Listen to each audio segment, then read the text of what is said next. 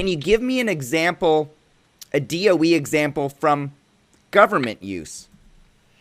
Well, I could give you hundreds of those, Mike, that involve ships, large systems like ships, subs, aircraft, ground vehicles, and also systems that are now being designed to prevent successful cyber attacks.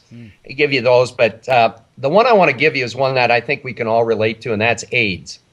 The spread of AIDS has been a big problem, and the State Department years ago asked us at the Air Force Academy to investigate the key factors that influenced many response variables, one of which is the propagation of AIDS.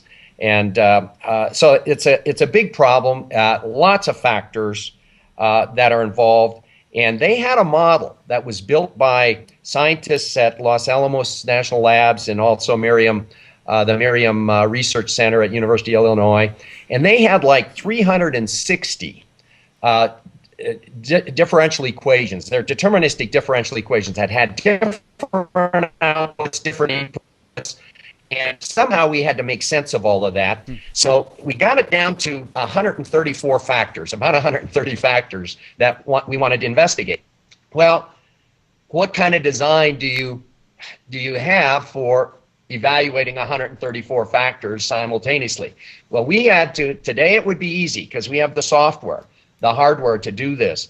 But back in those days, Mike, we didn't have that, so we had to generate a 136 design, which is called the Plackett-Burman design. Doesn't matter what you call it, but it's 136 test cases, or runs as we would call them. And we did that, and we were able to flesh out the most important factors. That was a screening design where you screen out or separate out the vital few from the trivial many. So that was one of the largest designed experiments I was involved in, some years ago. Now, with the design of new automobiles and things like that, you're dealing with lots of factors like that again. Simulators have lots of factors, and that was essentially what this was. It was a simulator, but they were differential equations, very complex stuff, and you had to ferret out the most important factors. And it was interesting that the State Department folks that heard the last briefing and got the report said it's really interesting now that we can prioritize these factors, and we can now start looking at what we have to act on. Where do we spend the money now to, in fact, reduce this propagation of AIDS? Gotcha. So that sounds like a great example. Something that's very complex from a socioeconomic perspective. 130 factors. That's the kind of thing that would boggle my mind to try and solve. How do you solve AIDS? But you used a bunch of experts. You narrowed it down to 130 factors.